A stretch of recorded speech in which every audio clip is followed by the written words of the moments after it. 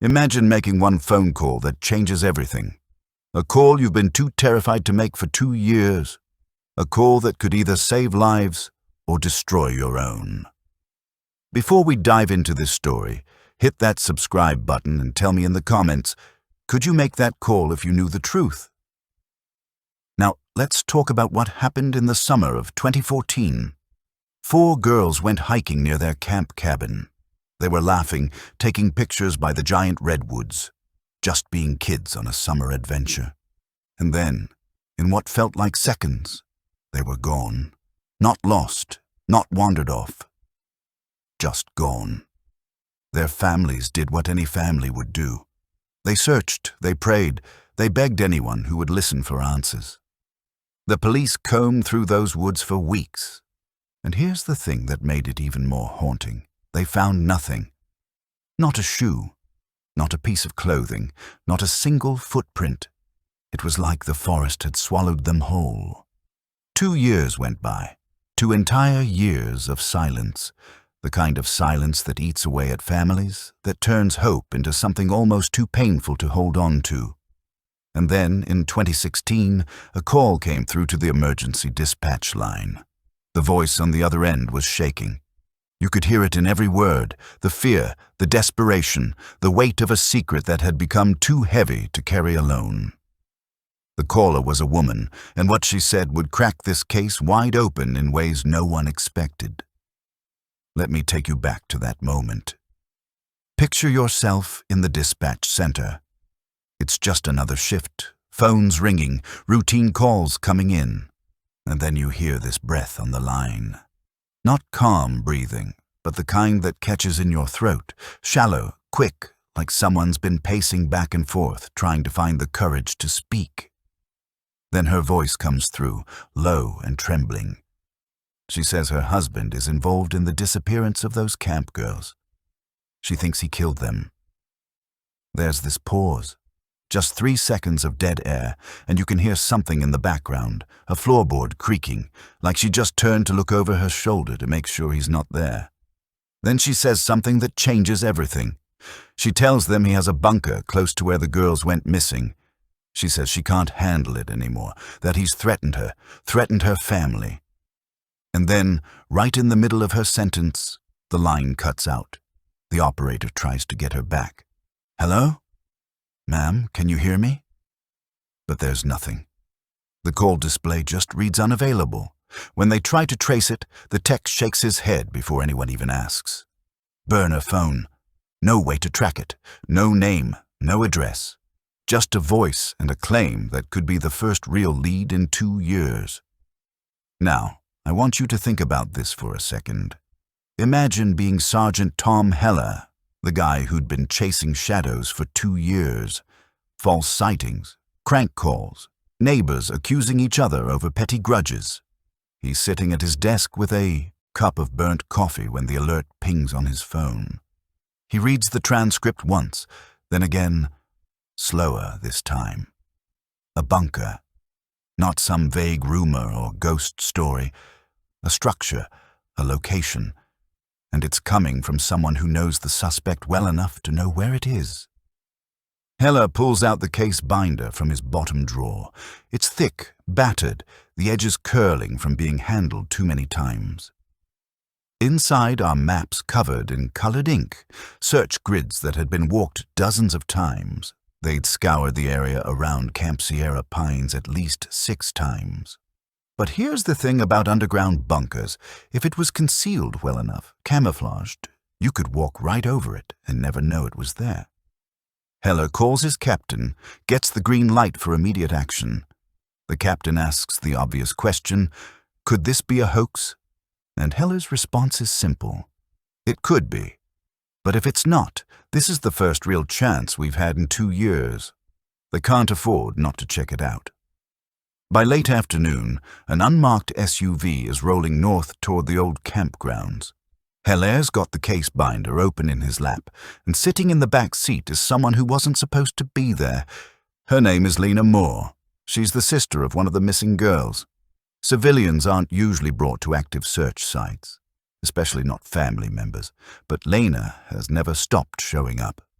She's 20 years old now, but you can see in her eyes that she's been shaped more by grief than by the normal experiences of growing into adulthood. She was 14 the summer her sister Chloe left for camp. Lena remembers lying on the couch with a stomach virus while Chloe called her that first night, telling her about the cabins, the songs, the giant redwood they'd seen on the trail. 3 days later, Chloe was gone, and Lena's been living with that ever since. The SUV climbs higher into the hills. The windows are down, letting in the scent of dry pine and that faint sweetness of distant campfire smoke. Heller's studying the map, tracing the route to Parson Jones Redwood, a landmark just off the trail where the girls were last seen. According to the call, the bunker is close, but close could mean a quarter mile, or it could mean 50 feet. Deputy Carla Mendoza is driving. She's been quiet since they started, her eyes scanning every pull-off and side road. She was on the original search detail. She remembers how brutal the terrain was, the steep gullies, the dense undergrowth, the false trails that led nowhere. Finally, she breaks the silence. You think she's telling the truth? Hilaire doesn't answer right away. He just stares out the window at the blur of tree trunks, the rhythm of shadows crossing the road. Then he says, if she's lying, she's putting a lot of detail into it. You can't make up something like a bunker unless you know something real. They reach the turnoff to the old camp. The sign is still there, nailed to 2 leaning posts, the paint peeling away. Welcome to Camp Sierra Pines, in cheerful yellow letters that have chipped almost to white. The camp's been closed since the summer of the disappearance. The cabins are slumping under the weight of 2 years of neglect. Roofs sagging, windows clouded with dust. Nature is slowly swallowing the place. Gravel paths cracked and split by weeds. Vines crawling up the porch rails. Mendoza slows to a crawl as they pass the cabins, following a narrow dirt lane deeper into the property. This is as far as we can drive, she says. The trail starts here. Hilaire closes the binder. Time to go on foot. The forest greets them with a different kind of quiet. No highway hum, no distant dogs barking, just the faint hiss of wind through the canopy and the occasional drip of moisture from leaf to leaf. Pine needles crunch under their boots, each step sounding way too loud in that silence. Lena walks at the rear, her hand brushing the strap of the backpack she insisted on carrying. She's been here before. Once with search volunteers, once on her own. She remembers the heat, the smell of sweat and bug spray, the sinking disappointment when they came back empty-handed. Now, every rustle in the brush makes her turn her head, expecting something. She keeps replaying the voice from that call in her mind, imagining the woman holding the phone, maybe in a locked bathroom, whispering before her courage ran out. The trail narrows after half a mile, twisting around thick trunks and boulders covered in green moss. Sunlight filters through in thin shafts, striping the ground. Then Lena notices something. A patch of earth that looks wrong, too flat, too smooth. When she crouches down, she sees bits of broken glass embedded in the soil, the kind you get from smashed jars or bottles. It's old, maybe, but why here? In the middle of nothing. Hilaire notices it too, marks the spot on his GPS, and they keep moving. Minutes later, Mendoza stops suddenly, raising her hand. Just ahead, half hidden under a mat of leaves and branches, is something metallic. Flat, unnatural in this setting. They step closer, and the shape becomes clear. It's a steel hatch, flush with the forest floor. It's about 4 feet square. The metal is dulled and scratched, but the edges are clean enough to show it's been used recently. Lena's breath catches in her throat. Hilaire kneels down, brushing away the debris. There's no visible lock, just a heavy latch and a recessed handle. He glances up at Mendoza. This isn't on any property map. The air here feels different. Still, heavy. There's a faint chemical tang to it. Lena doesn't know if it's her imagination, but she thinks she hears something from beneath them. A faint hum, mechanical, like a generator running somewhere below.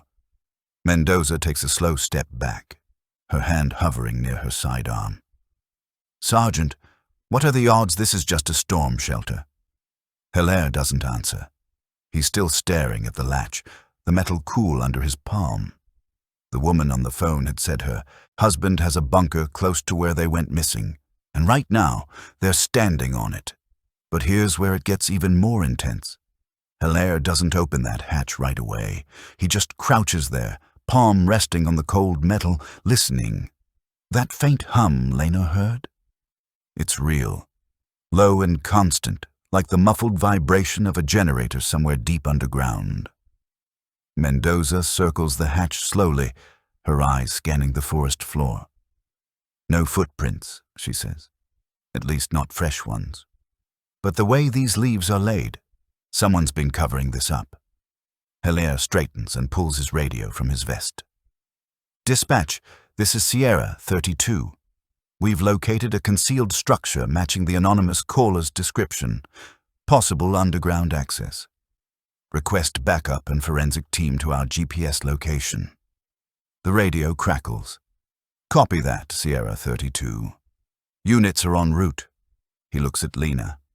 "You stay back until we know what we're dealing with." She nods, but her fingers grip the strap of her backpack tighter.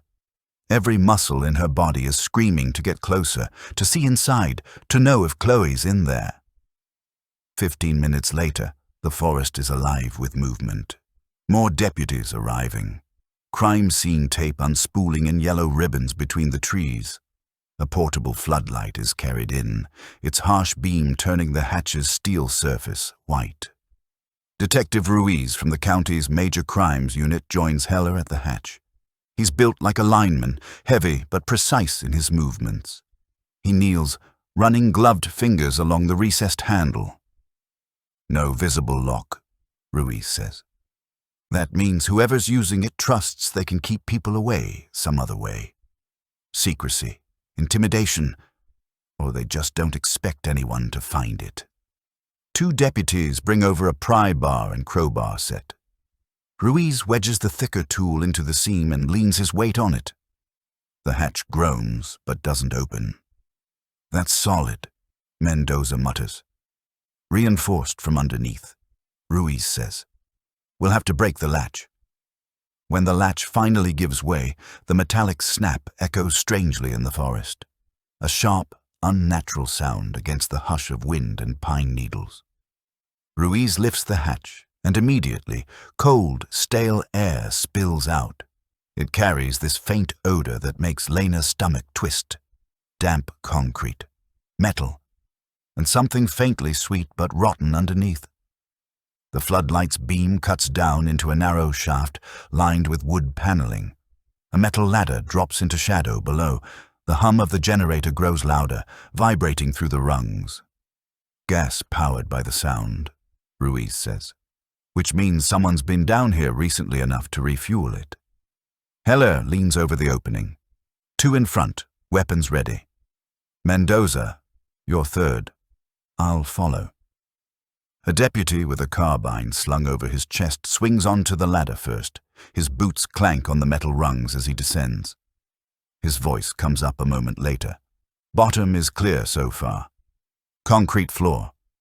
One door to the east. When Heller's boots hit the concrete, the air changes again. Heavier, pressing against the lungs. The space is just high enough to stand upright. The walls are lined with exposed wiring and shelves holding canned goods, water jugs, and stacks of cardboard boxes. The deputy at the front signals them toward the only door. It's steel, painted beige, with a heavy deadbolt. Ruiz glances back at Hilaire. If this matches the caller's claim, there could be victims or remains on the other side. 2 body cams blink red as they're switched on. The deadbolt is stiff, but it turns with a loud, metallic clunk. Ruiz pushes the door inward. The room beyond is lit by a single bare bulb. It's light yellow and weak, and what they see stops everyone in their tracks. Against one wall, 4 cots sit in a row. thin mattresses covered in mismatched sheets. One set has cartoon animals on it. One's plain blue, one's floral, one's striped. Each cot has a pillow, and each pillow has an indentation, like someone had been lying there not long ago. Lena, still at the bottom of the ladder but craning to see, clamps a hand over her mouth. At the foot of each bed is a pair of shoes, sneakers, sandals, canvas slip-ons, all arranged neatly, toes pointing out. They're scuffed and dirty, but the pattern is too deliberate to be random. On a wooden chair in the corner sits a pile of folded clothes, Camp Sierra Pines t-shirts, their green lettering crisp and unfaded. Impossible if they'd been outside for 2 years. Mendoza's voice is hushed. These belong to the girls.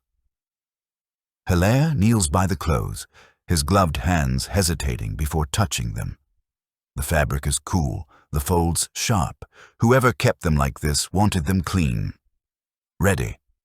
On the far wall, a calendar hangs from a nail. Each day is marked with an X in black marker. The last date crossed out is from just 3 days ago. 3 days, Ruiz murmurs. If they were here, it wasn't long ago. Lena can't stand it anymore. She steps into the room despite Heller's warning. Her eyes dart from bed to bed, shirt to shirt, looking for something, anything that belonged to Chloe. Then she sees them, the blue canvas sneakers with the frayed white laces. Her throat closes.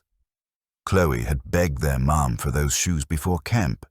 She'd worn them in every photo that summer. Lena kneels, her hands hovering over the sneakers, not quite able to touch them. The sight of them here, not in a landfill, not in some evidence bag, but lined up like their owner might return any second, feels like a punch to the chest. Mendoza's flashlight beam catches on something near the cots, a scrap of lined paper under one of the beds. She crouches and retrieves it carefully. It's a note, written in looping, uncertain handwriting. "We can't see the sky. Please tell my mom I'm sorry." There's no name, but Lena knows Chloe's handwriting. Her knees go weak. She sits down hard on the concrete, clutching the note like it's a lifeline.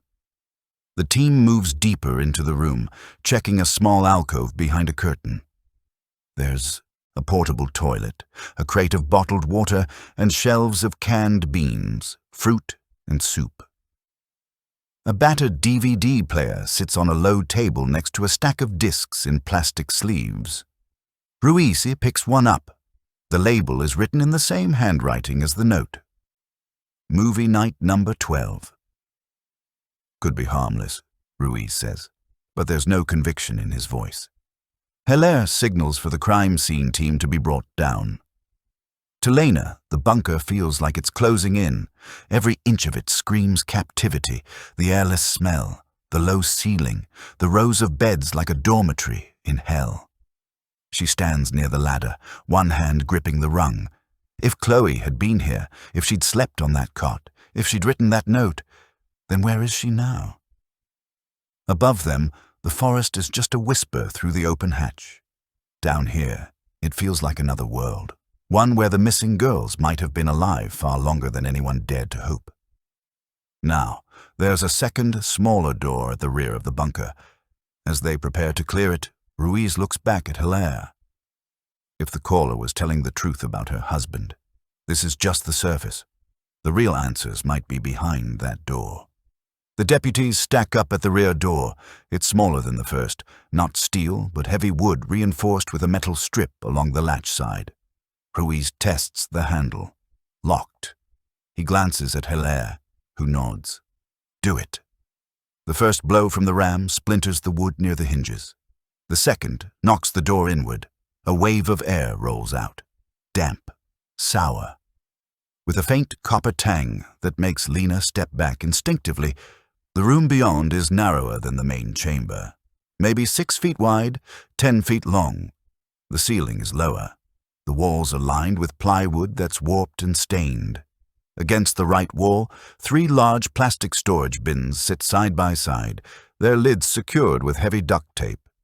The tape is frayed in places, the glue dried and curling at the edges, but the bins themselves look used. Recently. What they find in that room, I'm going to be honest with you, it's the kind of evidence that changes a case from missing persons to something much darker. On the left wall, there's a metal shelving unit leaning under the weight of things. On the top shelf, 4 backpacks. Different colors, different brands. But all with the Camp Sierra Pines logo stitched on the front. The fabric is stiff with dust, but one still has a faded friendship bracelet tied to the zipper pull. Below that, a row of stainless steel water bottles, all with peeling camp stickers, and under those, sleeping bags. Purple stars, blue plaid, yellow ducks, red swirls. When Heller unrolls one halfway, a small photograph slips out. It's a candid shot of 4 girls standing in front of the camp's mess hall, arms thrown over each other's shoulders, the redwood trees towering behind them. Lena's hand flies to her mouth. She knows that photo. Her parents had a copy framed on the mantel until the day they couldn't bear to look at it anymore. Ruiz moves to the bins. The tape peels back with a sticky, tearing sound. Inside the first one, clothing. Piles of it. Some pieces still folded, others balled up like they'd been shoved inside quickly. T-shirts, shorts, pajamas. All children's sizes. The second bin holds blankets, thin and worn, and a heap of stuffed animals. A few have their button eyes missing. One is a faded plush fox with its tail half detached. The third bin is the one that makes Ruiz pause. He lifts the lid just enough to see inside, then lowers it again, his jaw tightening. Evidence tech will process this, he says. No one asks what it is. Not yet. But the change in his voice says enough. Near the back corner, there's a small desk pushed against the wall. It holds a spiral-bound notebook, open to a page covered in neat, blocky handwriting. The entries are dated. The most recent is just over a week ago. Day 702. Food delivery late. Girls upset. Told them they'll go outside soon. Need to fix the vent before summer heat. Heller flips back through the pages. The earliest entries are from 2 years ago, days after the official disappearance date. They're written in a matter-of-fact tone, like a work log. Day 2, all 4 in place, no issues. Kept lights off until dark. Day 9, one crying at night, others quiet. Day 30, added more water jugs, will need another run to town soon. The neatness of the writing, the calm language, it makes Lena shiver. Whoever kept this log wasn't panicked. They were planning, maintaining. In the corner opposite the desk, there's a locked metal cabinet, waist high. The paint is scratched, the padlock dull with age. "Get me cutters," Ruiz says. When the lock snaps and the doors swing open, the smell hits immediately. Stale and chemical, like old cleaning fluid mixed with something sharp.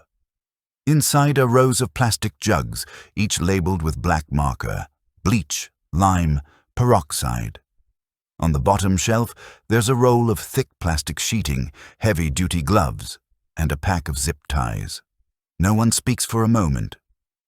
Lena turns away, staring hard at the concrete floor as if looking anywhere else might undo what she's just seen. "Where's the generator?" Heller finally asks. It's behind a second door, this one leading into a narrow alcove.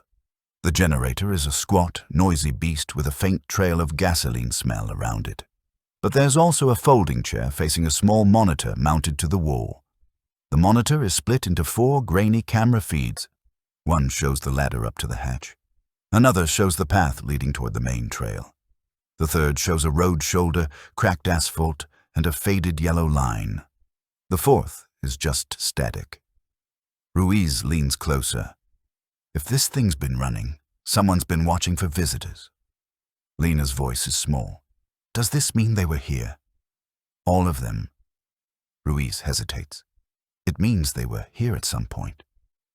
The words land like a stone in her stomach. She looks back toward the cots in the main chamber, the note clutched in her hand from earlier. If Chloe wrote it, It means she was alive long enough to know she might never see the sky again. The crime scene team begins sealing evidence bags, labeling boxes, photographing every angle. Hilaire steps aside to radio in the preliminary report to the captain. Caller's tip was accurate. Concealed underground structure outfitted for long-term holding of multiple individuals. Personal effects confirm connection to Sierra Pines case. When he hangs up, Ruiz joins him.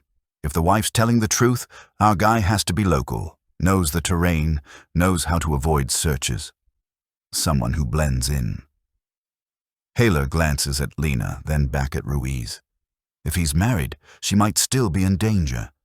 And if he's keeping people alive somewhere else, Ruiz finishes.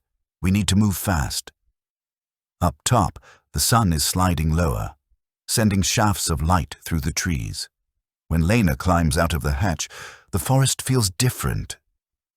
Too still. Her mind keeps circling back to one question. If the wife knew enough to call, what finally made her break the silence after 2 years? She's still thinking about it when a deputy emerges from the trees, holding up a hand. Detective, we've got tire tracks. Fresh ones, just off the service road. Ruiz and Hilaire exchange a look. It's the first real trail that might lead them to the man behind all of this, and maybe, if there's any chance left, to the girls. The investigation moves fast after that. They track down the wife, a woman named Erin Calloway.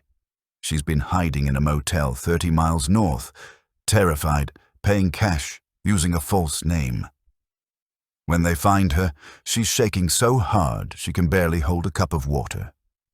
Erin tells them everything. She'd suspected something for months, but had been too afraid to act. She describes overhearing muffled crying from the basement of their home, finding a small sneaker hidden under a tarp in the bed of Mark's truck. When investigators tell her they found the bunker, she shakes her head. That was the first place, she says quietly. He moved them after the last search.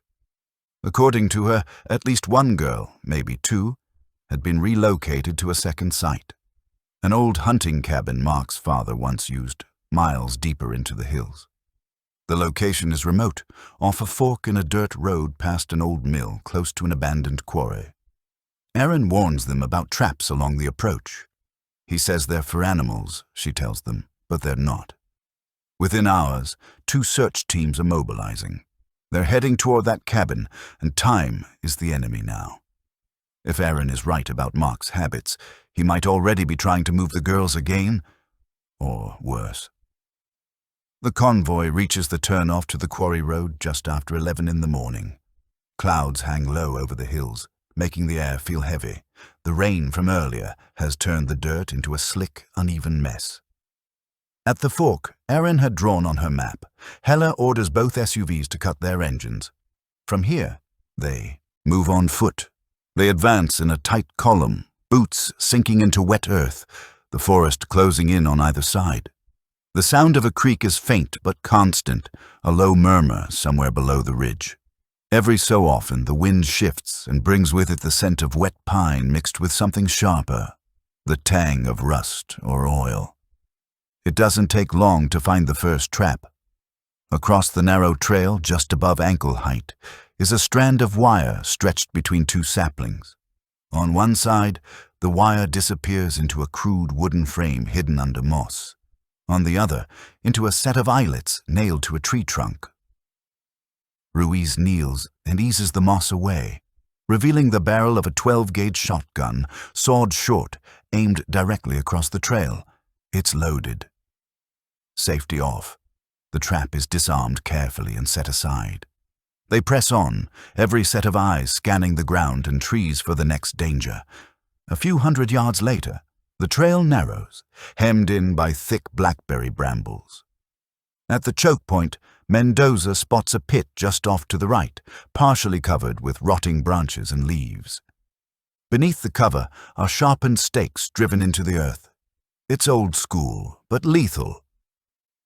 Beyond the pit, the incline steepens. The path switches back and forth between dense clusters of oak and pine. The air is colder here. the canopy thicker. Then they see it. Through the trees ahead, the outline of a small structure begins to take shape. Dark wood, a sloped roof, a chimney leaning at an angle. It sits in a clearing no larger than a tennis court, surrounded by piles of cut logs that have gone silver with age. A single curtain flutters in the cabin's lone window. There's no smoke from the chimney, no visible movement. They stop at the edge of the clearing. Helle scans the ground between them and the porch. Mud, scattered branches, and two sets of footprints, one much smaller than the other. They lead straight to the front steps. Fresh, Ruiz murmurs, within hours. The team splits, half circling wide to cover the back, the other half moving with Helle toward the front. The boards of the porch are warped, slick from the rain. The door is shut, but not latched. A faint line of mud traces from the steps to the threshold. Helle draws in a breath and pushes it open. The interior smells of damp wood and kerosene. A single kerosene lamp burns on a small table, casting a weak amber glow across the room. On the table is a tin plate with half-eaten food. Bread, beans, something that's cooled to a greasy sheen. Against the far wall sits a narrow cot. The blanket is tangled. The pillow bears a fresh indentation. On the floor beside it is a small pair of canvas sneakers, mud still clinging to the soles. Helle crouches and touches the fabric of the blanket. Warm. He signals for the others to check the corners, the small closet, the space beneath the cot. Nothing. No sign of struggle. No blood. But also no sign of anyone. At the back of the cabin, a second door opens onto a short set of steps leading down into the trees. It's here that Ruiz finds the clearest evidence yet. A trail of prints, one large, one small, heading deeper into the forest. Radio chatter comes in from the rear team. We've got movement about 200 yards west. Looks like a man pulling someone with him. Can't confirm ID. Helle's reply is immediate. Hold visual. Do not engage until we're in position. They move fast, slipping down the muddy slope, the trees whipping past. The tracks are easy to follow now, the small prints sometimes dragging, the larger ones planted hard and deep. At the bottom of the slope, the ground levels out into a thin strip of clearing. On the far side, a shadow moves. Tall, broad-shouldered. One arm locked around the smaller figure beside him, Mark Calloway. And the girl he's pulling through the mud has long, dark blonde hair. Helle's voice is low but sharp. That's her. They're less than 100 feet away when Mark looks back. For a heartbeat, his eyes lock with Helle's. Then he yanks the girl hard and bolts into the deeper woods. The chase is on. Mark crashes through the trees like a man who's spent his life in this terrain. His boots find the dry patches, the narrow gaps, the spots that make no sound. But the girl, Chloe Moore, can't match him. Her sneakers slide in the mud. Her knees buckle against roots. Her breath comes in short, panicked gasps. Every stumble slows him, and every stumble brings the law closer. Helle's boots pound the ground just yards behind. Ruiz angling to cut them off from the right. Mendoza staying wide on the left. The forest is alive with the sound of pursuit. Shouts, breaking branches, the sharp rasp of breath. They reach a fallen log, slick with rain. Mark vaults it, dragging Chloe with him, but her foot catches. She goes down hard, one hand sinking into the mud. That hesitation costs him. Helle lunges over the log, catching Mark's jacket at the shoulder. The fabric rips, but it breaks his momentum long enough for Ruiz to slam into his side. The three men go down in a tangle, sliding into the leaves.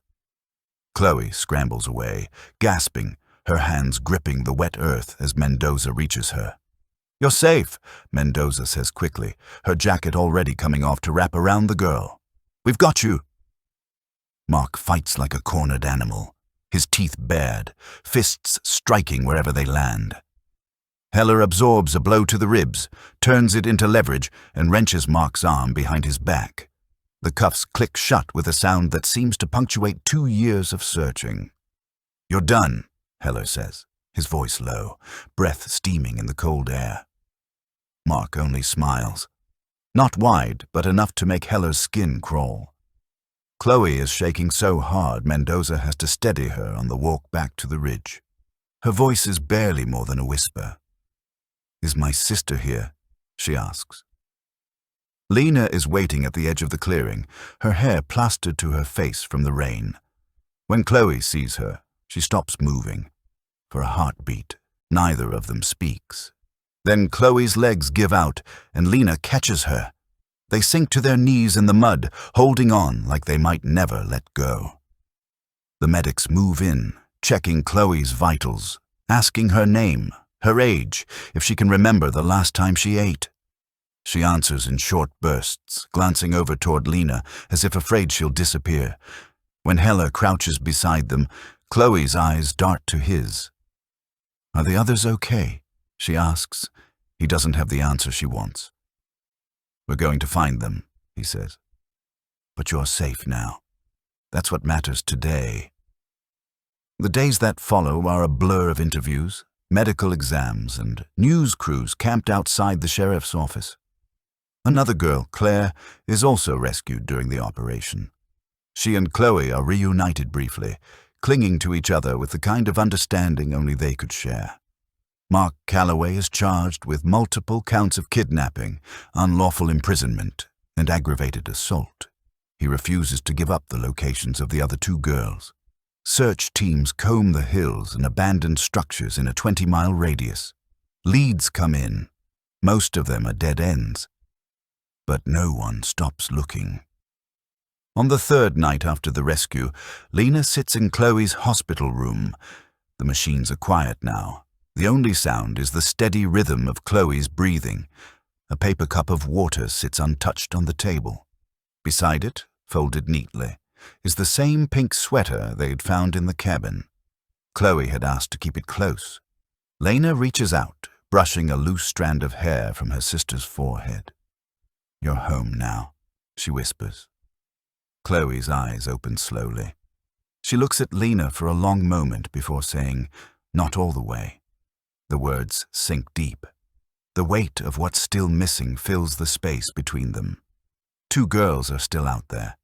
And somewhere, the man who had kept them hidden for so long still holds their silence like a weapon. In the years to come, people would remember the summer day in 2014 when 4 camp girls vanished into the redwoods. They would remember the 2 years of unanswered questions, and they would remember the call from a woman who finally decided she couldn't live with the truth she'd been hiding. For Lena, the memory is simpler. The cold mud of the ridge road, the sound of Chloe's voice after 2 years of imagining it only in dreams, and the unshakable knowledge that until every one of those girls is home, the story isn't over. Because sometimes, in cases like this, safe is just the first step. So here's my question for you. If you were in Erin's position, knowing what your spouse had done but fearing for your own life, how long do you think it would take you to make that call? Would you have done it sooner, or would the fear have kept you silent even longer? Drop your honest thoughts in the comments below. I really want to know what you think. And if this story kept you on the edge of your seat, do me a favor. Hit that like button. Subscribe to the channel if you haven't already, and share this video with someone who loves true crime stories as much as you do. There are more stories like this coming your way, and trust me, you won't want to miss them. Thanks for watching, and I'll see you in the next one.